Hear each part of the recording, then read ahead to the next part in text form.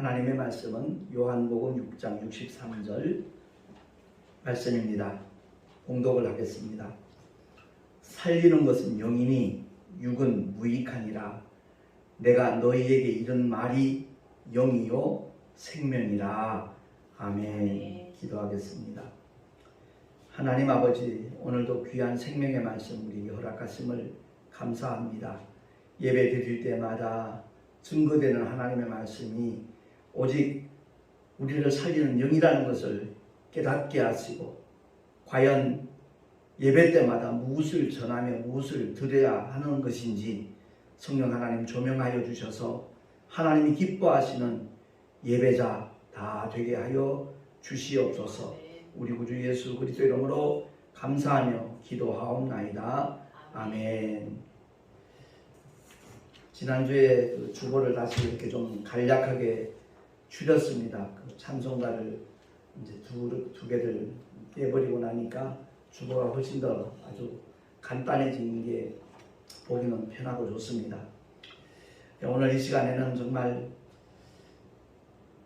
살리는 설교, 죽이는 설교라는 제목으로 말씀을 함께 우리가 상고하기를 원하는데, 이 말씀의 제목을 신본주의 목회, 인본주의 목회 이렇게 쓸까 하다가 설교 제목에 따라 이렇게 관심도가 달라지는 것 같더라고요. 그래서 살리는 설교, 죽이는 설교 이렇게 명명을 해보았습니다. 설교자는 하나님의 대언자라는 것을 상식적으로는 다 알고 있습니다. 그런데 의외로 자기 소리를 많이 하더라고요.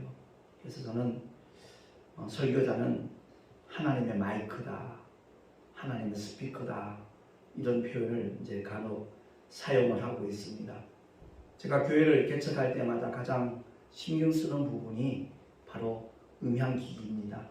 왜냐하면 메시지가 올바로 전달이 되어져야지, 만약 어떤 잡음이 난다거나 이렇게 문제가 생겨버리면 아무리 좋은 생명의 말씀이 증거된다 할지라도 알아듣지 못하면 그 효과가 나타나지 않는 것이거든요.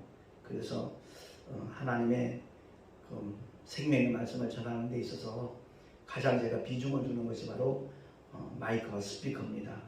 물론 개척교회 형편 때문에 아주 값비싼 건 준비하지 못한다 할지라도 어떤 목사님들이 와도 메시지가 잘 들린다고, 음향기가 참 좋다고, 때로는 얼마 주고 산 거냐고 묻는 분들도 있어요. 근데 생각보다 싸니까 어디서 샀냐고 좀 얘기해 달라는 분들도 간혹 있더라고요. 근데 오늘 우리가 이 시간 꼭 기억해야 될 것은, 설교가 막힘이 없이 유창하면 설교 참 잘한다 이렇게 사람들이 생각을 합니다. 그러나 더 중요한 것이 있습니다. 신본주의 목회, 인본주의 목회, 과연 어디에 속한 메시지인가? 그게 가장 중요한 겁니다. 다시 말해서 설교는 잘한다 못한다가 아니라 올바로 하느냐 잘못하느냐의 차원입니다. 정말 주님 중심의 생명의 말씀을 전하는 것과 사람의 생각이 가미가 되어서 어떤 목회자의 의도를 따라 설교를 하게 되면 그 결과는 전혀 다른 결과를 초래하기 때문에 그렇습니다. 잠언서 16장 25절 말씀에 이와 같이 기록되어 있습니다. 합독하겠습니다. 어떤 길은 사람의 보기에 바르나 필경은 사망의 길이니라. 아멘. 세상에 많은 종교가 있습니다. 참 그럴듯해 보입니다. 자선도 하고 참선도 하고 사람들 보기엔 그럴싸해 보이는데, 알고 보면 거기서는 가장 근원적인 죄의 문제를 해결해 주지 못합니다. 그리고 죄의 결과인 영원한 하나님의 진노를 피할 수 있는 방법도 전혀 제시해 주지 못합니다. 이제 곧 수능이 치러지게 될 텐데, 아들, 딸 자기가 원하는 대학에 합격할 수 있기를 그냥 소원을 빌지요.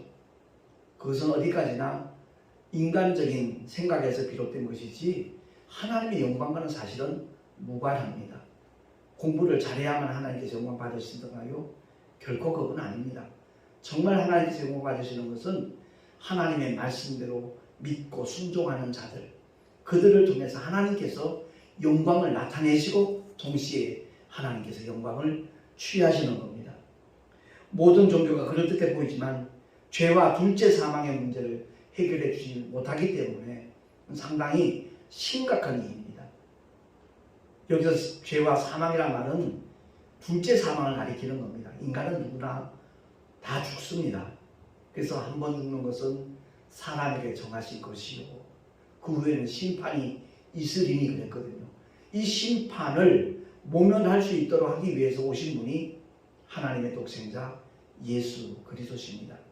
그가 십자가에 달려 피 흘려 죽으심은 피 흘림 없이는 죄사함이 없기 때문에 주님이 인류의 모든 죄를 양어깨에 짊어지시고 세상 죄를 지고 하는 하나님의 어린 양으로서 죽기까지 복종하심으로 말미암아 인류의 구원의 길이 마련되고 완성되었다는 것을 우리 모두가 깨달을 수 있기를 예수의 이름으로 축원합니다. 사실 세상 종교와 기독교는 전혀 다르다는 것을 제가 특강도 해놨지만 모든 교회는 다 똑같아야 그게 정상인 겁니다. 근데 실상은 어떻습니까? 교회마다 다 똑같다라고 말할 수 없는 게 현실입니다.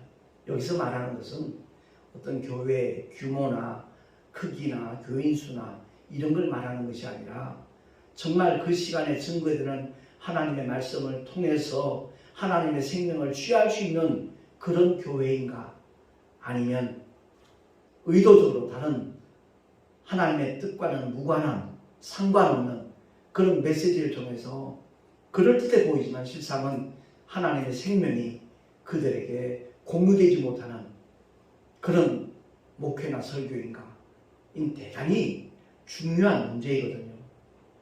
사실 한국 교회가 한때는 굉장히 참 세상으로부터 칭송도 받고 그랬잖아요.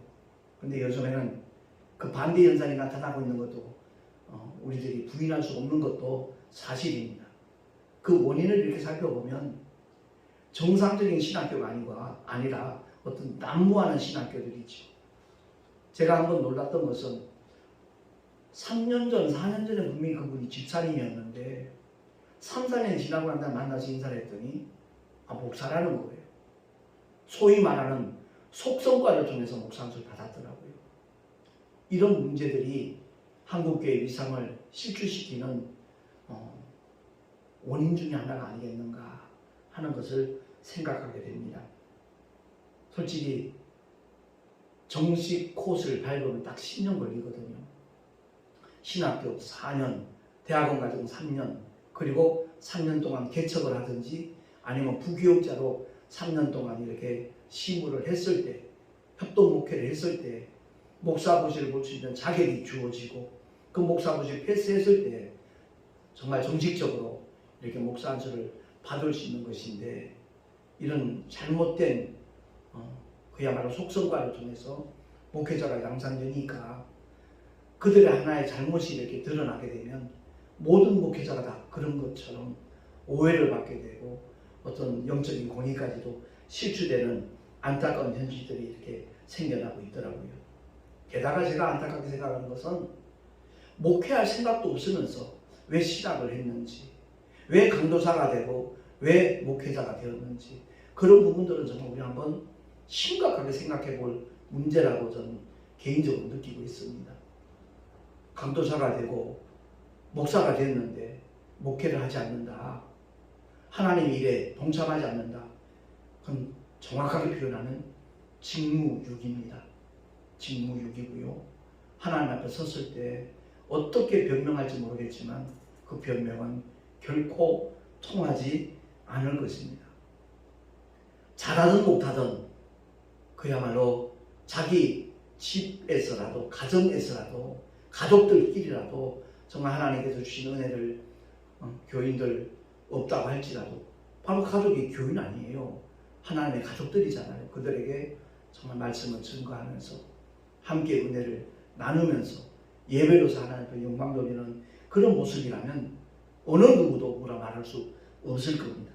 그래서 우리 모두가 다 한번 예배를 드릴 때마다 증거되는 말씀에 대하여 깊이 한번 생각을 해보고, 정말 나는 하나님의 말씀을, 그 은혜를 받을 자세를 제대로 취하면서 예배에 참여하고 있는가, 이것들도 성도들이 깊이 생각해 보아야 될 그런 문제라고 저는 그렇게 생각이 됩니다.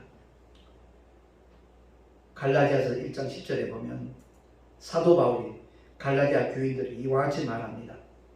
주보에 나와 있으니까 한번 합독하겠습니다. 시작. 이제 내가 사람들에게 좋게 하랴 하나님께 좋게 하랴, 내가 지금까지 사람의 기쁨을 구하는 것이었다면 그리스도의 종이 아니니라. 아멘. 그렇습니다.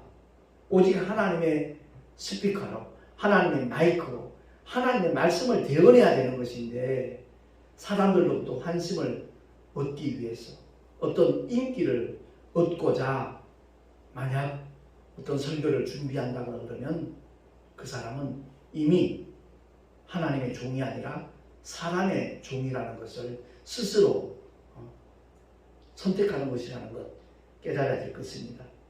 설교는 오직 한 가지 목표잖아요.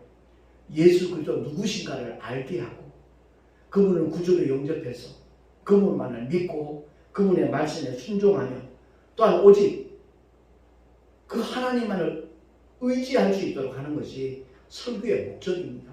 그러니까 디모데후서를 통해서 우리에게 강조하고 있는 메시지 중에 하나가 바로 모든 성경은 하나님의 감동으로 되었다라고 성경은 우리에게 알려주고 있지 않습니까? 그렇습니다. 오직 그 하나님의 말씀만이 교훈과 책망과 바르게 함과 때로는 의로 교육하기에 유익하다라고 사도 바울은 디모데에게 다시 한번 강조하고 있거든요. 왜냐하면 그리스도 안에 있는 믿음으로 말미암아 구원에 이르는 지혜가 있게 하기 때문에 모든 설교는 예수 그리스도를 증거하는 겁니다. 그가 이 땅에 오셔서 어떻게 행하셨는지, 어떻게 말씀하시고 가르치셨는지, 그분이 우리에게 분부하신 일이 과연 무엇인지. 그래서 마태복음 28장 19절은 지상명령이라는 건 너무나 잘 알고 있잖아요. 그래서 주보에 제가 꼭 간략하게만 썼습니다. 합독합니다. 시작. 너희는 가서 모든 족속으로 제자를 삼아 내가 너희에게 분부한 모든 것을 가르쳐 지키게 하라. 아멘. 지상명령인 줄 아는데 무엇을 해야 되는지 모르고 있다는 건 참 우스운 꼴이 아니겠냐고요. 주님이 우리에게 분부한 모든 것을 가르쳐 지키게 하는 것, 모든 족속 제자 삼는 것. 그런데 내가 먼저 제자가 되지 않은 상태에서 제자를 삼는다는 것도 잘못된 것이잖아요. 그래서 주님이 요한복음 8장 31절에 말씀하시기를 너희가 내 말에 거하면 내 제자가 되고 라고 일러주셨습니다. 주님의 말씀에 거한다는 말은 살 것자거든요. 주님의 말씀과 늘 동행하면서 그 주님의 말씀에 다스림을 받을 수 있는 것.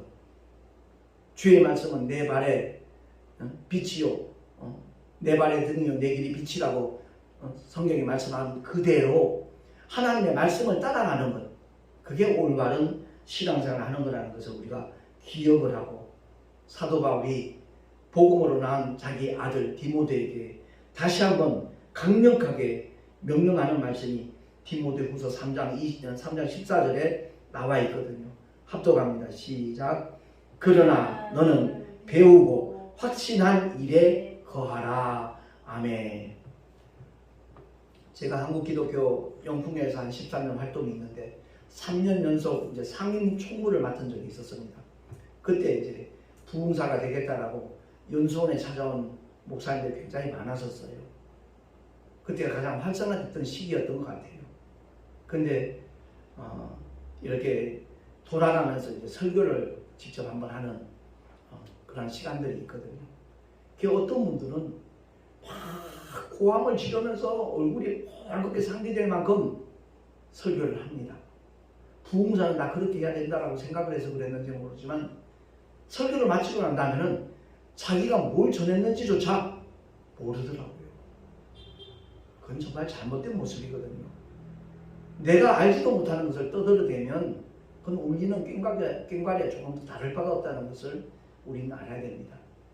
제가 교계 신문에 보면 그 설교에 목숨 걸라라는 그런 타이틀로 이렇게 세미나하는 것도 간혹 접하게 되거든요. 저는 개인적으로 다른 관점이 있습니다. 정말 사도 바울이 그런 메시지를 남긴 적도 없고 수지자 베드로가 그것을 권한 적도 없습니다. 오순절 성령 마가다락방에 성령이 임하시고 나니까 정말 베드로가 첫 번째 설교를 보면 그 들은 사람들이 다 놀랍니다. 학문 없는 사람으로 알고 있었는데 요즘 말로 표현하면 문교부 혜택을 별로 받지 않은 사람으로 알고 있는데 그의 메시지는 사람의 마음을 찔렀거든요. 회개하게 만들었거든요. 왜? 성령 하나님의 감동을 따라서 그는 다만 하나님의 도구로 쓰임받았을 뿐입니다. 그러니까 오늘날 목회자들이 성경을 정말 제대로 알고 묵상만 하면 그리고 그 말씀을 붙잡고 간절하게 기도만 하면 그 메시지는 하나님이 전하셔요. 다만 그 목회자의 마음과 심령과 입술을 하나님이 사용을 하시는 거죠.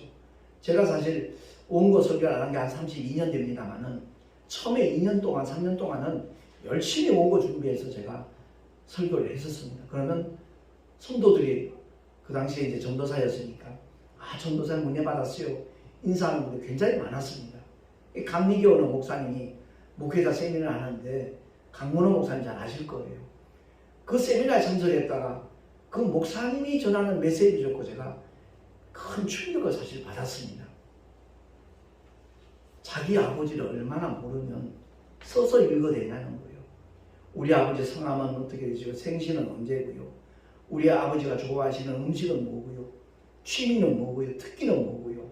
우리 아버지가 다니는 회사는 어디고요. 직책은 뭐고요. 만약 이것을 읽어댄다라면 그 사람은 분명히 아버지와 아주 좋지 않은 관계거나 따로 살거나 의붓자식이거나 그럴 거라는 거죠. 그러면서 이어서 하신다는 말씀이 목사는 주의 종들인데 얼마나 주님을 모르면 써갖고 읽어대자는 거예요. 원고 설교가 나쁘다는 그런 의미를 하는 얘기가 아닙니다. 그러면서 설교 시간에 그 목사님은 자기 영이 조는 시간이고 성도들은 영육간에 조는 시간이라는 거죠. 그러면서 조는 성도들 향하여 야단을 친다면 무슨 모습 아니겠냐고. 그 말씀을 전하시는데 저는 정말 망치로 머리를 두들겨 맞은 것 듯한 그런 충격을 받았습니다. 바로 그 다음 주부터 원고 없이 설교를 했거든요. 근데 그 전에 원고를 준비했을 때는 믿을 구석이 있잖아요. 보고 읽어 내려가면 실수만 안 하면 되는 거니까 철저하게 준비를 했었으니까. 그런데 그 믿을 구석이 없어진 거예요. 그러니까 강단에 올라가는 시간이 훨씬 빨라지는 겁니다. 간절하게 주님 앞에 정말 매달려 기도하게 되더라고요. 성도들 하나님 앞에 영광을 돌리기 위해서 은혜 받고자 예배에 동참하러 오는데 하나님 실수하면 어떡하죠? 지금 원고도 없는데요. 주님이 주신 본문 말씀을 지금 주보에다 기록을 해놨지만 거기에 원고가 없으니까 주님 책임져 주세요. 정말 그렇게 진실되고 간절하고 또한 사모하는 마음으로 기도해 본 적이 별로 없었던 것 같았어요. 그때. 그러고 난 다음에 정말 주님을 의지하면서 이 강단에 섰습니다. 그런데 한 30분 설교를 마치고 난 다음에 이제 주기도문 예배를 끝내고 성도들하고 인사를 하는데 전도사님 은혜 받았어요 하는 그 표정부터가 전혀 달랐어요. 그 마음 속에서 정말 하나님의 은혜가 임하였다라는 그런 표정으로 말투로 인사를 하더라고요. 그래, 바로 이거구나.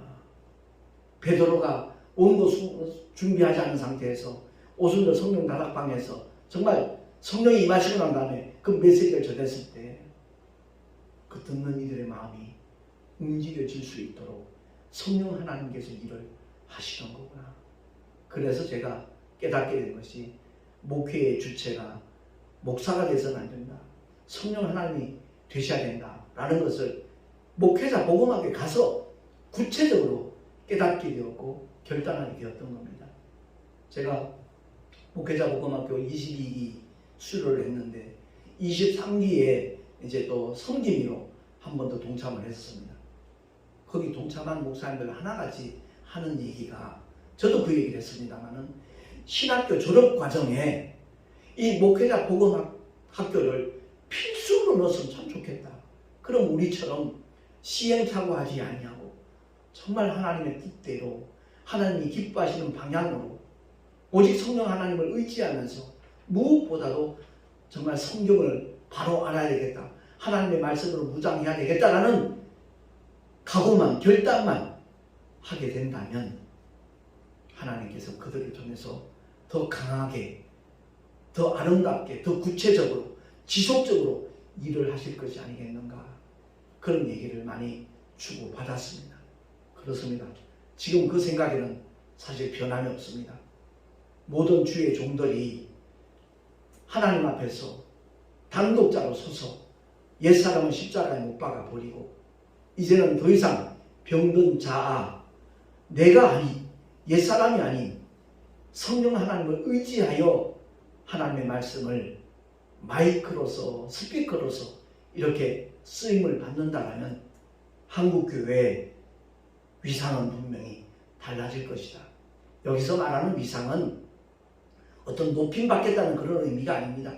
설득력이 훨씬 더 커질 거라는 거죠. 그 교회 목사님들이나 성도들이 하는 말을 세상 사람들이 더 귀담아 들을 것이고 받아들일 것이고, 그렇게 된다면 구원받는 자의 수가 훨씬 더 많아질 수 있지 않겠는가, 그런 생각을 늘 가지고 있습니다.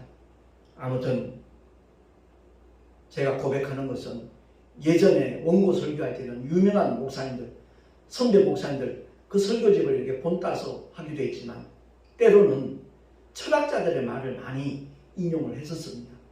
킬케고르 말하기를, 보네포는 말하기를, 톨스토이는 말하기를, 이런 식으로 그 유명한 철학자들의 말을 많이 인용을 했었습니다.